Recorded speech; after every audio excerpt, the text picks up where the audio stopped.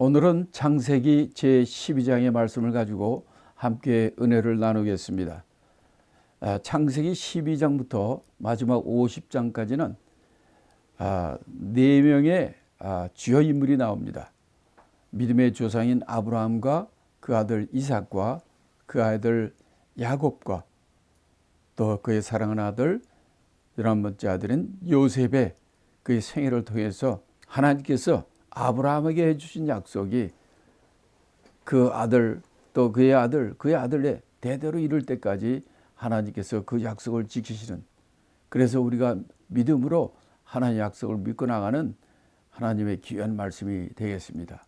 오늘은 창세기 제12장, 하나님께서 아브라함을 부르시고 아브라함이 하나님 말씀을 듣고 믿음으로 떠나는 그 여정을 우리가 하나씩 살펴보겠습니다. 그래서 12장은 첫 번째가 이제 하나님께서 아브라함을 부르심을 1절부터 3절까지 내용에 말씀하시고, 그 다음에 이제 4절부터 9절까지는 그래서 이제 본토를 떠나서 하나님이 약속하신 그 땅, 가나안 땅까지 떠나는 아브라함의 그 여정을 우리가 보고요. 그 다음에 10절부터 20절까지는 거기다가 자꾸만 그 남방으로 가더니 기근이 나고 또 어려움이 오니까 아주 애굽으로 내려가는 믿음의 그 조상인 아브라함의 크나큰 그 실수라 할까요? 아니면 과오, 이런 걸 우리가 통해서 저렇게 믿음이 좋으신 분도 저럴 때가 있구나, 다 같은 인간이구나 라는 것을 우리가 느낄 수가 있을 겁니다. 먼저 12장 1절로 3절의 말씀을 함께 보겠습니다. 여호와께서 아브라함에게 이르시되 너는 너의 본토, 친척, 아비집을 떠나 내가 네게 지시할 땅으로 가라. 내가 너로 큰 민족을 이루고 네게 복을 주고 내 이름을 창대케 하리니 너는 복의 근원이 될지라. 너를 축복하는 자에게는 내가 복을 내리고 너를 저주하는 자에게는 내가 저주하리니 땅의 모든 족속이 너를 인하여 복을 얻을 것이니라 하신지라. 간단하게 세 절의 말씀이지만 굉장히 깊은 말씀입니다. 자, 1절에 보니까 여호와께서 아브라함을 불렀다는 거예요. 아브라함에게 말씀하셨다는 거예요. 뭐라고 하셨냐면, 아브라함아, 너는 너의 본토와 친척과 아비집을 떠나서 내가 네게 지시할 땅으로 가라는 거예요. 그러니까 우리가 살던 고향, 본토, 땅이 있지 않습니까? 그 지역이 있지 않습니까? 자기 아는 많은 친구도 있을 거고 친척도 있을 거고 많은 사람이 있는 그 본토, 그걸 떠나라는 거예요. 두 번째는 친척입니다. 이 당시에 모든 민족들은 그 친척, 혈연 관계를 통해서 다 그런 그게 민족이 되고 나중에 나라가 되는 것처럼 그 친척이 굉장히 중요합니다. 근데 친척을 떠나라는 거예요. 아니, 그것뿐만 아니라 아비 집도 떠나라는 거예요. 나를 낳아준 아비 집도 떠나라는 겁니다. 그래가지고 어디로 가느냐? 내가 네게 지시할 땅으로 가라는 거예요. 다시 말하면 내가 너에게 지시한 땅으로 가라는 게 아니라, 과거에 내가 미리 너 어디 가라고 말씀해 준 지시한 땅으로 가는 게 아니라 내가 앞으로 너에게 알려줄 지시할 땅으로 가라는 거예요. 한마디로 떠날 때는 어디로 가는지 알지 못하고 떠나는 거예요.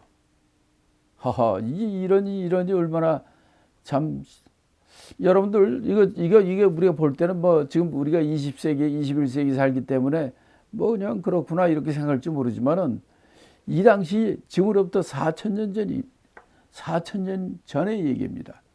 그 당시에 살던 사람이, 이 동네에 살던 사람이 딴 민족 산 넘고 물 건너 저 먼저에 그런 땅으로 간다는 게 상상이나 됩니까? 본토, 친척, 아비 다 떠나고 그렇게 간다는 게 말이 됩니까? 가다가 어떤 사람을 만나고 어떤 도적자를 만나고 어떤 나쁜 강도를 만나고 그래서 다 뺏기고 죽임당하고 그런 일이 허다하게 일어나는 그때에 아주 편하게 잘 살던 거기서 다 그거 내버려 두고 자기 식구들만 데리고 간다는 게 이게 한마디로 목숨 걸고 떠나야 되는 겁니다. 모든 걸 각오하고 떠나지 않으면 떠날 수 없는 상황입니다. 더군다나 내가 지시한 땅으로 가라는 게 아니라 아직 지시하지 않았어요. 어디로 갈지 모릅니다. 내가 지시할 땅으로, 내가 너 알려줄 거야. 그 지시할 땅으로 가라고 한다면은 이거는 정말 굉장히 어둡니다. 그렇기 때문에 옛날엔 전부 시족사회, 자기 식구들, 형제, 자매, 부모, 자식, 몇 대 이렇게 해서 그게 시족사회를 만들고 그게 민족이 되는 거거든요. 근데 그걸 다 놔두고 그냥 자기하고 자기 와이프하고 그렇게 여기 뒤에 보니까 롯을 데리고 가대요. 이렇게 떠난다는 거는 이건 죽겠다 작정하고 떠나는 거나 마찬가지로 어려운 겁니다. 여러분들도 그런 일이 있었을 거예요. 야, 이걸 진짜 가야 되나 말아야 되나. 전부 주의 일을 하던 사람들은 그저 그 정도는 아브라함 정도는 알지 몰라도 그런 갈등과 그런 고민과 그런 거에 그걸 가지고 있습니다. 진짜 하나님의 종이라면 하나님의 사명, 하나님의 그 알려주심, 비전, 사명, 하나님의 뜻을 받아야 돼요. 그렇지 않고는 받아도 이게 세상에 있는 부귀영화라든지 세상에 돈 많이 버는 거라든지 뭐 이런 게 아니고 이거는 가시밭길이잖아요. 그렇다고 뭐가 잘 됩니까? 이거는 정말 어려운 거예요. 자, 왜 아브라함 믿음의 조상이 됐습니까? 이런 일이 있으면요, 아마 믿음 좋은 사람도 믿음으로 가야지 이렇게 하지만은 한편에는 두려움이 있는 거예요. 의심도 있고 두려움도 있어요. 야, 이거 하다가 진짜 안 되면 어떡하나. 정말 어려운 거거든요. 근데 어떤 일이든지 이렇게 내가 믿음으로 갈 것인지 아니면 세상 환경을 보고 이거로 할 것인지 결단해야 돼요. 그렇지 않으면 하나님은 우리가 양발 다 양쪽 발 다 걸터지고 하는 거 다 아십니다. 그래서 믿음이 중요하다는 거예요. 하나님이 기뻐하시는 것도 믿음을 기뻐한다는 거거든요. 히브리서 11장 6절입니다. 믿음이 없이는 기쁘시게 못하나니 하나님께 나아가는 자는 반드시 그가 계신 곳과 또한 그가 자기를 찾는 자들에게 상 주시는 이심을 믿어야 할지니라. 하나님을 기쁘게 하는 것은 우리의 믿음입니다.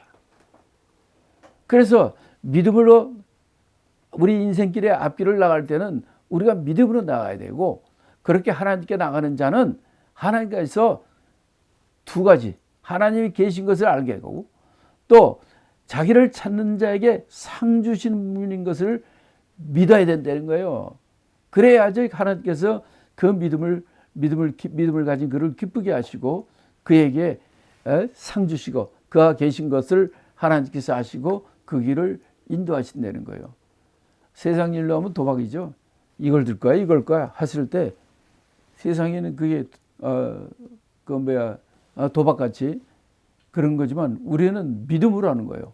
아브라함은 그가 이거냐 이쪽이냐 이렇게 해서 그냥 도박 건 것이 아니라 하나님의 음성을 들었어요. 하나님의 음성을 들었어도 그 음성이 아주 그냥 논리적이거나 그 음성이 이해관계가 딱 맞아 떨어진 건 아니죠. 왜? 본토 친척 아비 다 떠나가지고 너희들끼리 가려는데 그거 어떻게 합니까? 그거 제정신인 사람은 그건 못하잖아요. 근데 확실한 건 뭐냐면 하나님께 그렇게 말씀했기 때문이에요.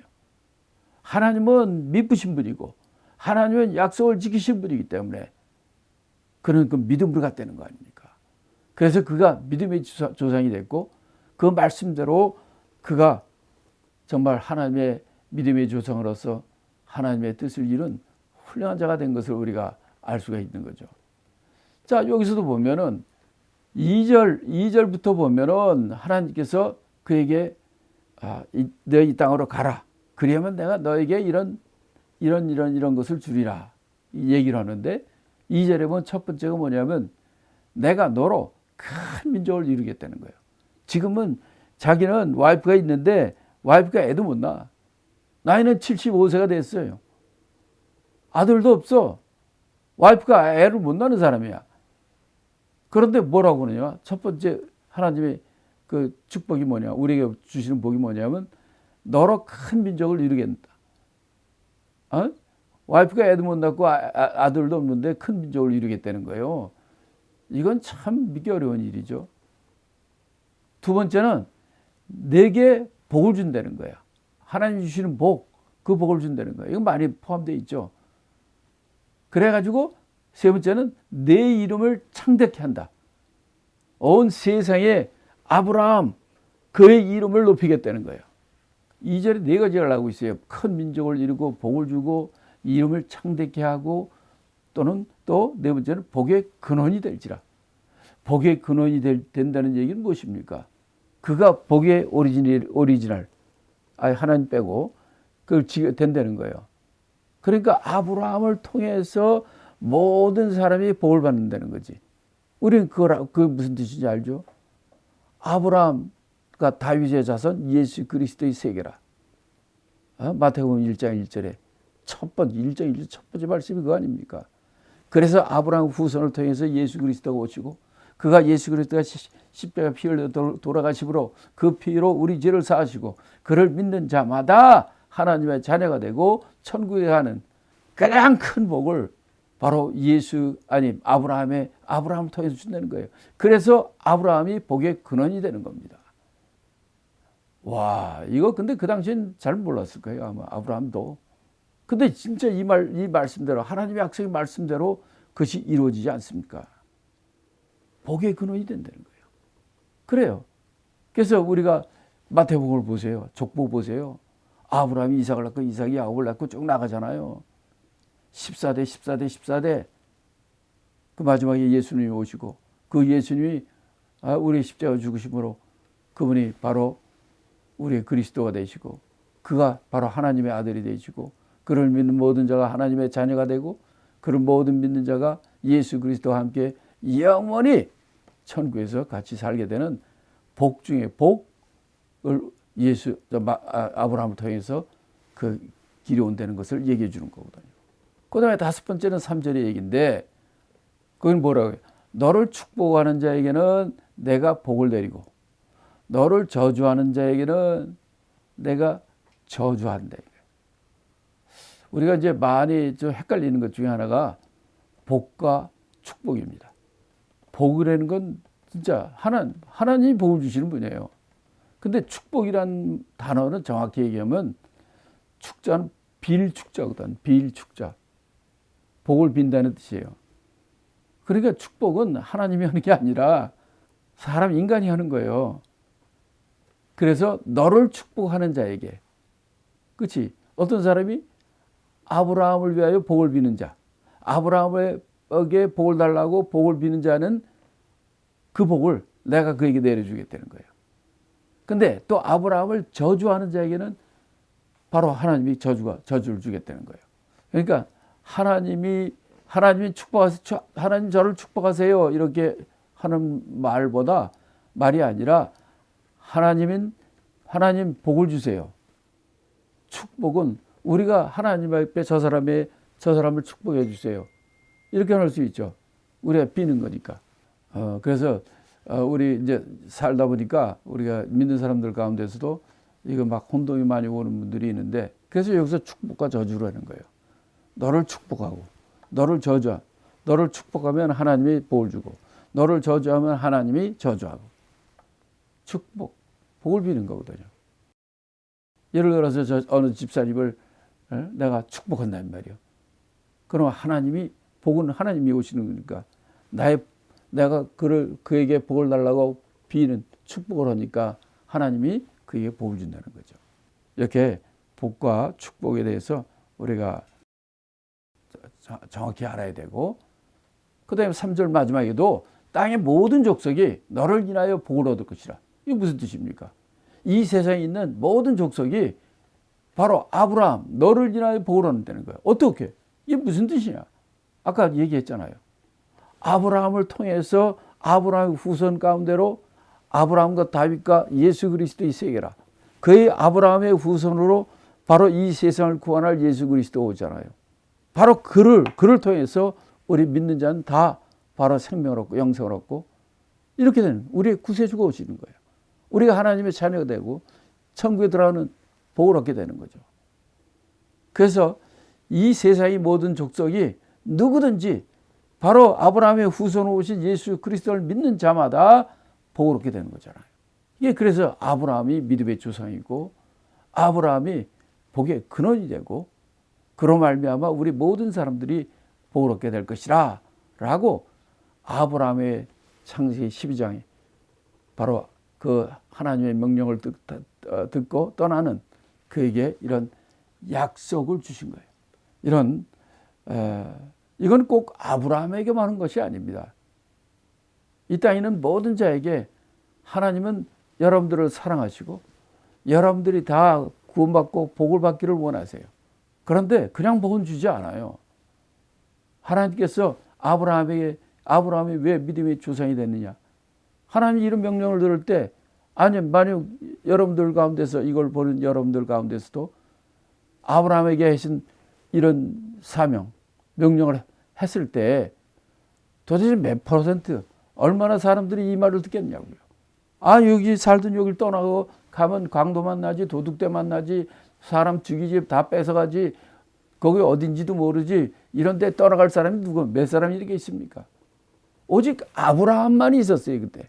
그렇기 때문에 아브라함에게 이렇게 얘기했을 때 아브라함은 바로 그 믿음을 가지고 주위의 상황 판단, 환경, 이해관계 이런 걸 다 떠나고 그 말씀대로 순종하니까 바로 우리가 아는 믿음의 조상 아브라함, 복을 받은 아브라함이 그 복을 받는 그 일이 일어나게 된 것입니다.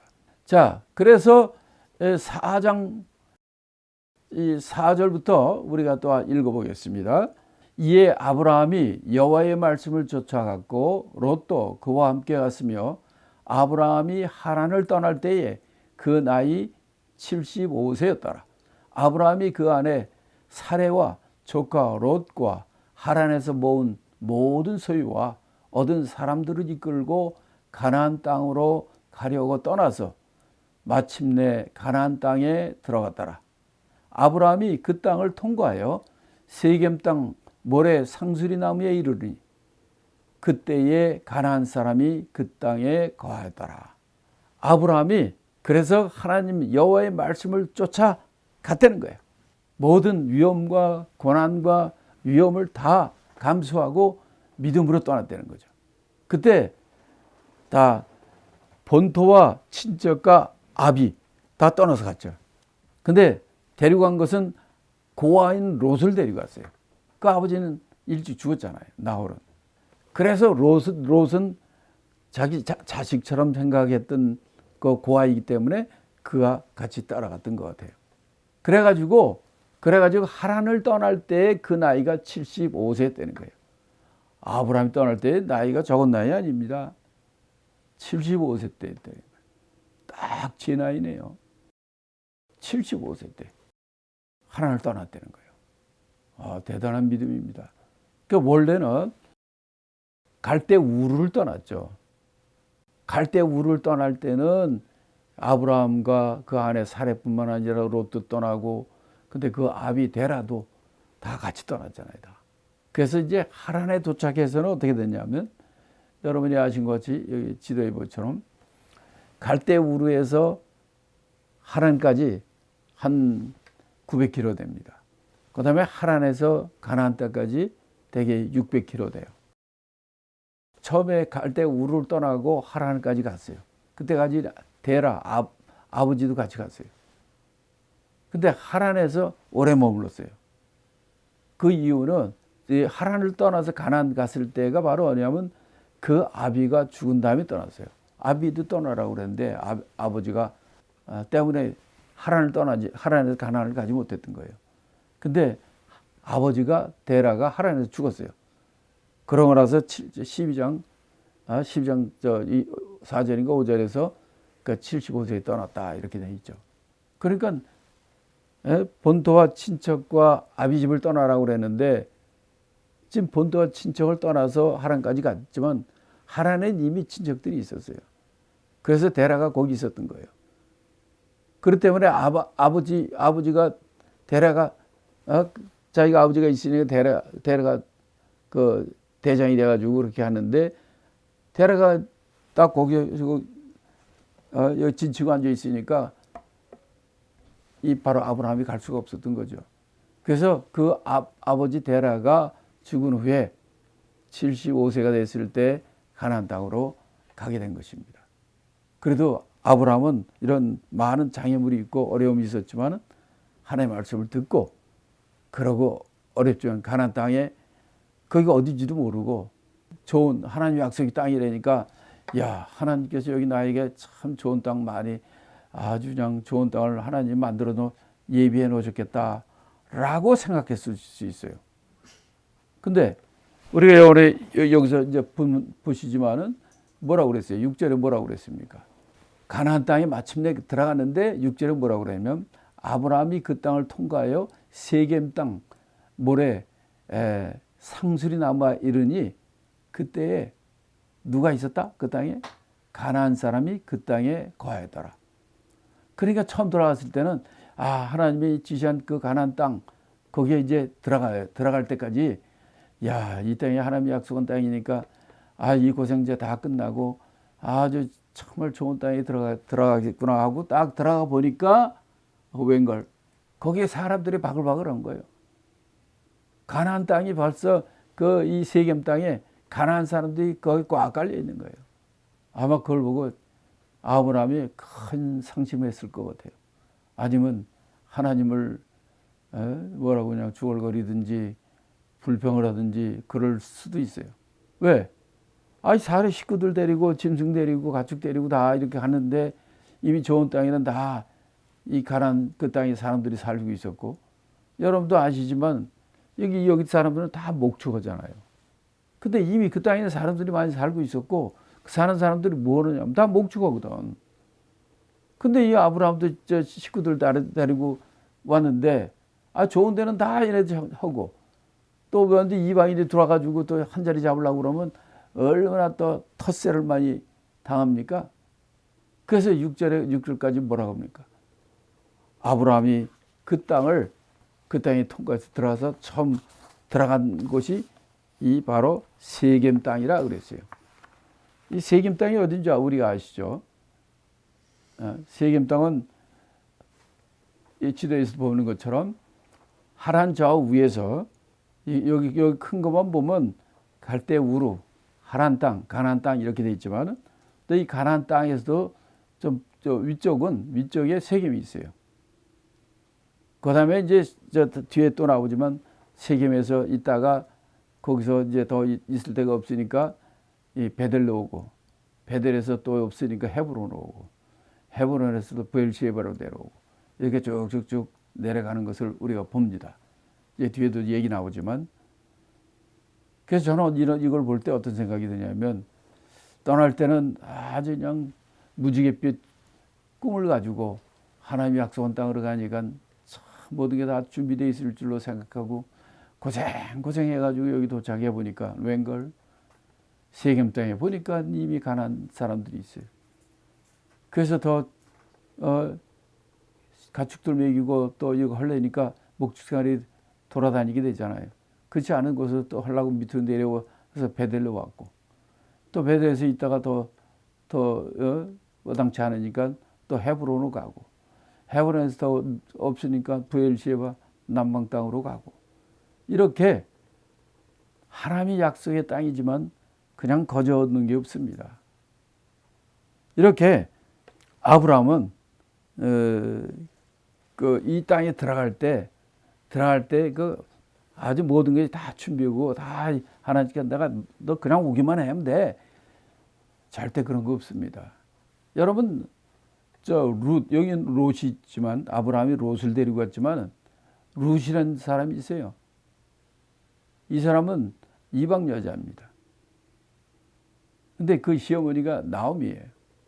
나오미는 베들레헴 사람이에요. 가족 이민을 가뭄 기근이 오니까 이민 갔어요. 거기서 남편도 죽고 두 아들도 죽고. 그 며느리 첫째 며느리인 나오미와 룻만 남은 거예요. 근데 룻이 자기 고향도 떠나가지고 시어머니 모시고 시어머니 사는 가나안 땅으로 가는 거예요. 진짜 아무것도 과부 둘이서 뭘 하겠습니까? 그런데 아무 보이는 게 없어도 자 하나님 나오미가 믿는 하나님 믿고 나는 어떻게든지 약속의 말씀을 믿는 그 믿음 하나 가지고 그가 롯이 베들레헴까지 가잖아요. 가서도 과부가 뭘 먹고 삽니까? 저 밭 있는 사람들 밭에 추수 때면 그 떨어진 이삭 모아가지고 그걸로 먹고 사는 그 일을 했잖아요. 그러다 보아스를 만나고 보아스를 통해서 다윗 그 손자 다윗을 얻게 되고 그다음에 그를 통해서 예수 그리스도가 나오게 된 거 아닙니까? 이런 믿음의 행동이 필요한 거예요. 자, 오늘 1절부터 6절까지는 바로 우리 믿음의 조상 아브라함이 하나님의 음성을 듣고 정말 갈등이 많았지만은 여기서 믿음으로 바로 예수님을 떠났을 때, 바로 하나님의 약속의 말씀을 듣고 떠났을 때 하나님께서 그 믿음대로 상 주시고 그를 복을 주시고 그의 자손으로 복의 근원이 되게 하는 놀라운 축복이 있는 것처럼 우리도 일상생활 속에서 많은 여러분들이 기도할 때라든지 여러분이 하나님께서 여러분을 보시고 여러분에게 사명을 주시고 명령을 주시고 뭘 주셨을 때 그때 많은 사람이 갈등합니다. 아브라함처럼 갈등하지 마시고 믿음을 택한 것처럼 우리가 믿음을 택하고 주님의 하나님의 뜻과 하나님의 약속을 믿고 하나님의 상 주실 것을 믿고 하나님이 계신 걸 믿어 나가는 저와 여러분이 되기를 예수 그리스도의 이름으로 축복합니다.